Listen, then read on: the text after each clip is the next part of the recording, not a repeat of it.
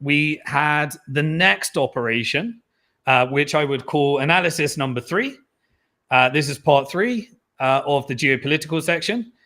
We had the US strikes on the Venezuelan boat, and we're going to cover the impact on the proof of weapons network and what the real operation was. So, Azad, if we can move over to the third AI summary that frames this, and then we're going to come back and follow the money and figure out what this really is about rather than what you're being fed from the media and the politicians. Welcome to the deep dive. Okay, so you might have caught this recent headline.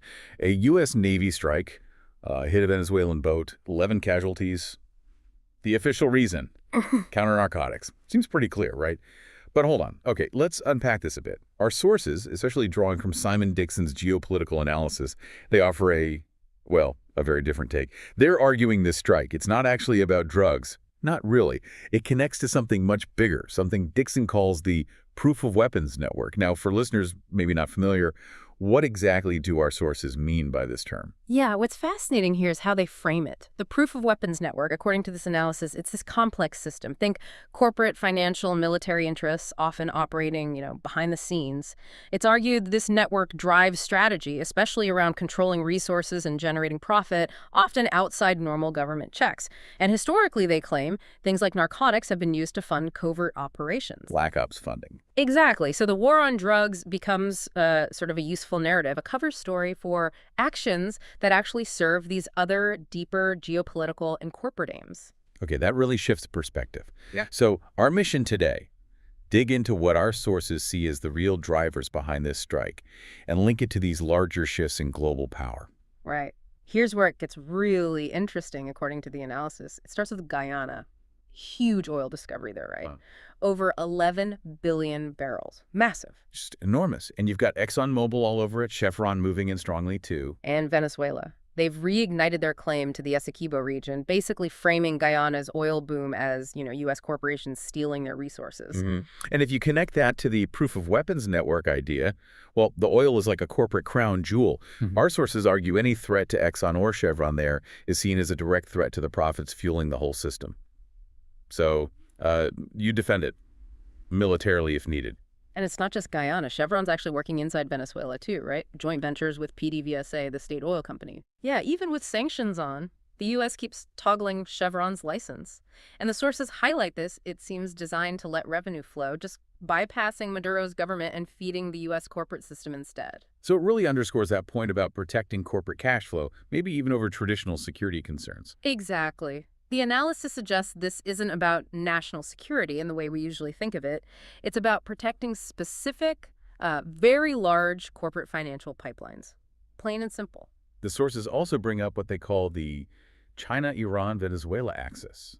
Venezuela uses this relationship for, economic and military help. Right, a kind of sanctions-busting triangle. China buys the oil, Iran might provide tech, and Venezuela offers them, strategically, a foothold right in America's backyard. It challenges U.S. influence there. So that strike, what was the real message? Well, the interpretation we're exploring is that it was a clear signal, to Caracas definitely, but also to Beijing and Tehran, basically saying the POW Network will use force in this hemisphere to guard its corporate interests, especially oil. Let's break down that proof of weapons logic the sources describe. It seems to involve, first, a narrative cover, like the war on drugs. Yes. Then covert funding, maybe managing narcotics flows. Then aggressive defense of corporate assets. Plus, profits for the military-industrial complex, the tech complex, the financial complex. Right. And importantly, the domestic cost. That gets pushed onto citizens, often through inflation. And finally, it's about hedging against rival powers like China. So that domestic cost part, that means you, the listener, might ultimately feel the economic effects. That's the argument. It's presented as a kind of managed transition, corporate profit-seeking dressed up as national defense, with ordinary people absorbing the financial blowback. And the bigger picture here, according to this analysis, is the U.S. shifting, moving maybe from a global empire role to more of a regional technocracy, especially in a world that's becoming more multipolar. Yeah, the idea is the POW network can't control global profits like it used to, so it's turning inward, focusing more on its own hemisphere. So what does this all mean then, if this analysis holds? It means the POW network is now focused on, let's say, disciplining regions like Latin America, defending its hemisphere's resources for corporate gain, and the costs inflation, debt get passed down. So that Venezuelan boat strike, it wasn't just random. It signals this new phase, an inward-looking but fiercely protective POW system. So, to wrap it up, the analysis we've looked at today suggests that U.S. strike wasn't really about drugs, which, interestingly, the sources claim are sometimes managed by intelligence agencies for funding anyway. Instead, it was about shoring up this proof of weapons system as it transitions, defending oil interests, projecting force against that China-Iran-Venezuela connection, and ultimately shifting the empire's costs onto the American people. Yeah, and the provocative thought from the sources is this. The POW network might be starting to, in their words, cannibalize itself. The U.S. potentially shrinking into a regional power, but one that fiercely defends corporate interests, maybe even at the expense of its own population's stability. Could domestic unrest even become profitable? It's a really stark idea to leave you with. Okay, so I'm sorry to deliver the bad news, but all I can do is tell you the truth as I see it from following the money. If you are in the Central America, South America, and you are unlucky enough to be neighbor to the host country of the Proof of Weapons Network, US, then it looks like it's going to have to come back again after all the atrocities and the crimes against humanity that is committed over the decades in order to steal your resources. And I know that some of the leaders that are in these countries you may not like. I'm not taking anything away from what they're doing in your country. But being friends with America and allowing for regime change, we know how that ends. It never ends well. And I would not wish that for anybody, even if you are in some kind of oppressive regime, wherever you are. The alternative of America regime change is not something I wish upon anybody. We've seen it in Libya. We saw it in El Salvador. We've seen it in Syria. And we've seen it in over 100 to 200 countries that this proof of weapons network is willing to inflict upon anybody that dares to have resources that it needs in order to prop up the dollar. So let's go through the story anyway and what actually happened in case you missed it.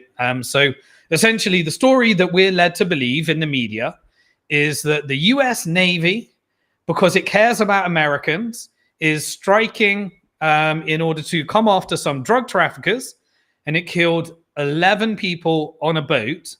And Trump comes out and said, because there is a drug crisis and I care about these opioids and I care about all of these drugs that is leading to zombies in our street and all of this drug addiction. So it's framed as counter-narcotics. That's the framing that they need so that the MAGA narrative can be justified to those that have been dumbed down and believe that this is about making America great again.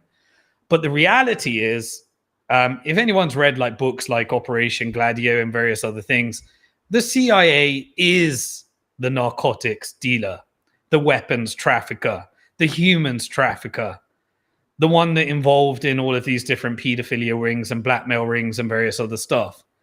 The CIA is the one that allows the drugs to come in so that they can fund their black op operations. How do you think they get the money that they they can't get congressional approval from? How do you think they have these slush funds that sit outside so that they can do these covert regime changes? The over 69 that were documented just through declassified documents, if you've read the book US Covert Regime Change. This belief that the CIA is about your national security, maybe about 10% of it.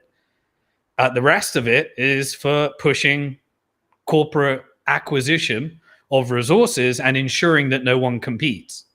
Ensuring that no competing power, now that one has risen, it wanted to stop that for as long as possible. And what else does it need to control? Well, the Guyana oil fields which is on Venezuela's border, is actually the largest oil discovery of the century. Now, who is involved in that? Well, there's 11 plus billion barrels, and this is in partnership, a 45% partnership with Exxon Mobil, which is dominant, and there are also partnerships with Chevron vassals via a company, Hess. And so Chevron and Exxon Mobil need to make sure that they get 45% of revenue in perpetuity, not just you get a contract and help us build these refineries and various other things. Through financial terrorism and international monetary fund debt slavery and the dollar, they get to make sure that they get revenue in perpetuity and install, through colored revolutions, their leaders, install dictators, whatever they need, pretend that they're defending democracy. And then anytime there is any kind of resistance against it, fight back. So there's a projected 1.3 to 1.5 million barrels per day that is set to come out of Guyana by 2030. This is cheap oil. This is high quality oil. And this is basically a corporate crown jewel for Exxon and Chevron. And so obviously they weaponize the US military in order to cover for what they actually want to do. And they say that they care about drugs, despite the fact that the US government, via its deep state operations and the CIA, are actually the drug dealers. They don't mind injecting, making sure that drugs get to the people that they need to. So obviously they also have Venezuela's resources as the largest source of oil in the world, but they wouldn't let them refine. And so by not letting them refine, they get their Chevron in there. They use their financial weapons of mass destruction. They use the old techniques. And then when Venezuela wants to fight back, it pulls up some of its old different disputes. There was something called Esquibo,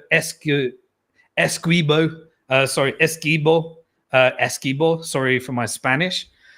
This is some claim that came up, which was a border dispute between Guyana and Venezuela.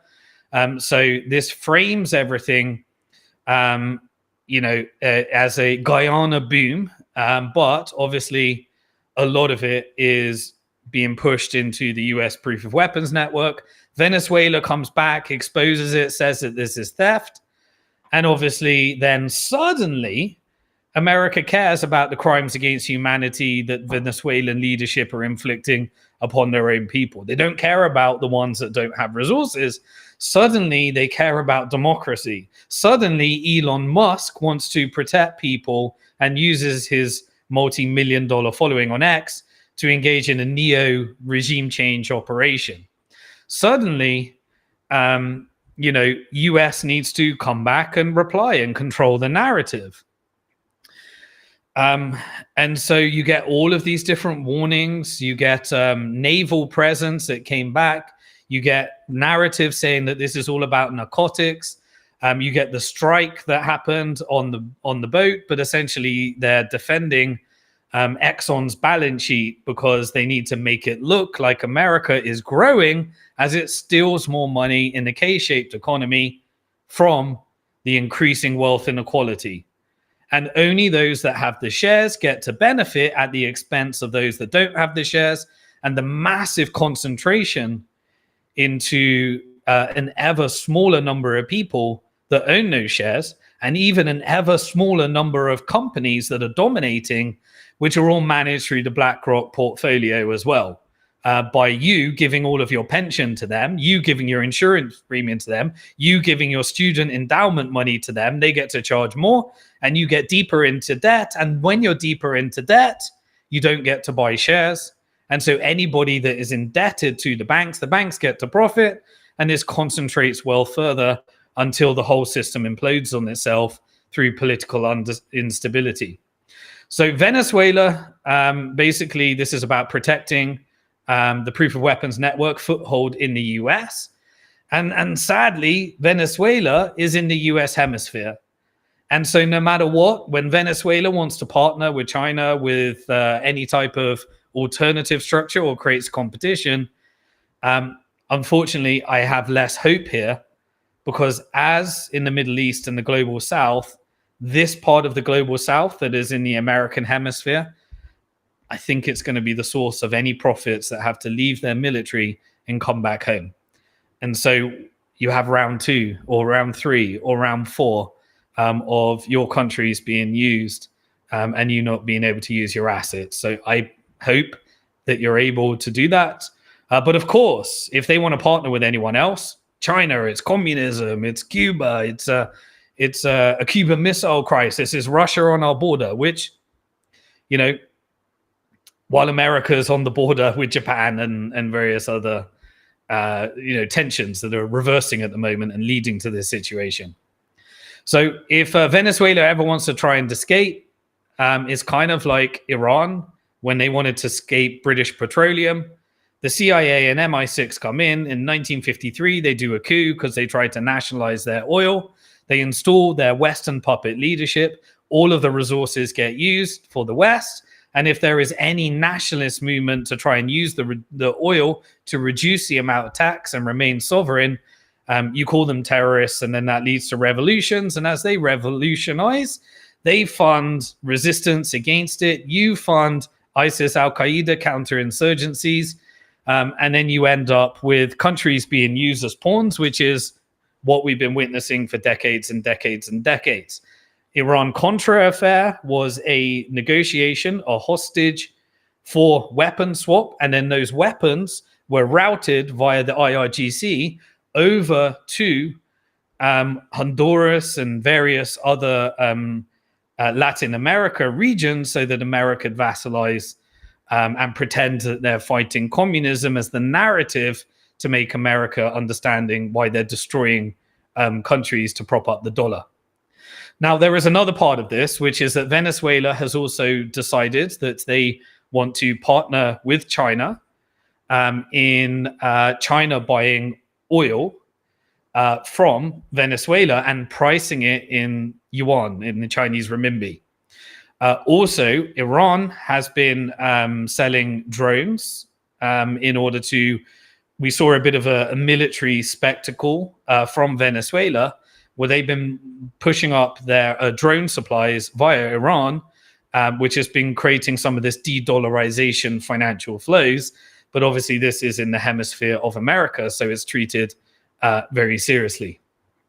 So this has created a bit of an axis of non-dollar denominated barter transactions that are all being priced in the Chinese yuan in order to have these barter flows that are happening outside of US sanctions, which means that the dollar can no longer be weaponized. And so Venezuela tries to resist against that. And so now all of a sudden you care about the drugs coming into America. So China buys sanctioned oil, as I covered in the SEO meeting. They price it in yuan. That creates less demand for the dollar. Then when there's less dollar in Venezuela, they don't lend money to US they don't purchase US treasuries. And that causes problem for the rolling over of the debt-based Ponzi scheme. Iran supplies the drones. They tend to have this different type of network. You could price it in either the local currency in Tehran or Iran. And they also provide some of the refinery technology, which obviously China has been investing in and buying because that's how Iran is able to keep its economy up in an environment of sanctions, where those sanctions were implemented because Iran dared to try and use its oil for its own people and nationalize it. And so that led to this whole Iran being the public enemy number one and all the narrative that needs to happen as a result to keep that theater going. And obviously military makes a lot of money between this whole strategic tension between Israel and Iran that justifies the trillions of dollars that have been printed for these forever wars, which is why China negotiates between Saudi and Iran to normalize and create a resistance against it. And that's why we're seeing these extreme tensions as these empires are shifting in this multipolar world order that we're seeing. And again, like some of that is being priced in local currencies rather than the dollar. So you've got this bit of this triangle going in. You've got oil that is increasingly being priced in yuan. Saudi Arabia reduced the petrodollar from 100% to 70%. This is, China's become the number one customer for Saudi. The Gulf cooperation countries are buying up assets in the European side. The proof of weapons network is creating tensions to vassalize as many assets in Europe. It's got all these puppet governments, and sanctions are no longer working. So there is a movement and an urgency towards how we're going to divide up these different types of areas. And there's weapons trade that is happening that's creating a bit of a counter to that. There is also alternative finance. There have been trades that are being done in crypto. There are trades that are being done in stable coins and Bitcoin. There are trades that are being done in alternative currencies. And all of these different payment networks have been built, and these barter networks. And that's why BlackRock is trying to control as many ports as possible so that it can manage this transition when BlackRock wants to dump America, when the dollar's not as useful, and move over to this multipolar world as well. Chevron is in Venezuela as well, as we said. There is a joint venture. Now, that recently came back online after it going back offline. So this allows Chevron and Exxon Mobil and to kind of have a little bit of control, or the US being able to do that. I think the partnership was called PDVSA, which is a key part of the Venezuelan oil output. Whenever America wants to prop up GDP, it gets to kind of toggle, turn on sanctions, turn off sanctions, turn on licenses, turn off licenses. It can create volatility in the Chevron and Exxon price stock. It can profit from hedging. And the proof of weapons network can use market manipulation, oil prices, to try and compete slightly as well. But anyway, it can, when it wants to punish Venezuela, it can wind down the license, and it can restart them when profits is needed, like today. So if Trump wants to say we got the hottest economy ever, and then it can turn them back on, and you can get a higher pump into the stock price and a pushing more of that inflation and that K-shaped economy where assets get pumped as well. Another thing that's worth knowing is this crimes against the shareholders as well, because a lot of this black op operation oil is done off balance sheet through these companies as well, and shareholders don't even get to see it. I mean, it's absolute fraud, but the CIA and various organizations, they get to keep that theft and that oil. Chevron does the contracts, but you get to have these covert operations that are funded by these illegal operations, which is directly impacting shareholder funds from the different types of off-balance sheet vehicles and NGOs. And that's how you get these National Endowment of Democracies and USAID that does all the illegal child trafficking and human trafficking as well. But anyway, it's a pump. You can pump the exports under the conditions. And essentially, Maduro is the narrative. And if there are genuine political, types of strifes within the internal politics and any human right violations, they don't care about the human rights violations, but they get to use them, and they can get Elon Musk to push out a narrative and do a covert regime change on X, as he has been doing. But anyway, it's all about feeding the US dollar proof of weapons network and making sure that the debt always recycles itself. GDP growth is needed, and inflation is the price that everyone pays if you don't own the shares.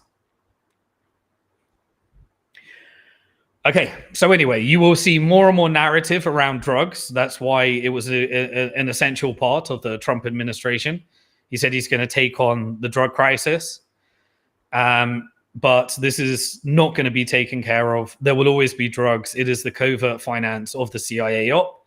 And so none of that will change, but you'll get a narrative saying we can put more strikes, we can escalate more war, and we can make sure that we get more of these corporate balance sheets over to Chevron, Exxon, and Lockheed Martin, General Dynamic, and all of the different financial contracts that JP Morgan can do. And they're just essentially trying to securitize as many of those assets as possible.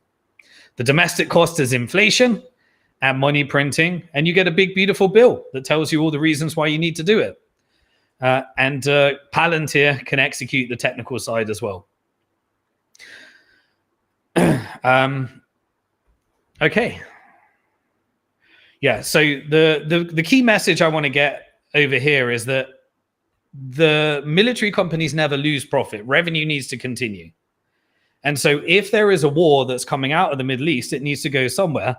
And I think turning on Europe and Middle East is kind of the aim of the game in their circle of influence as well.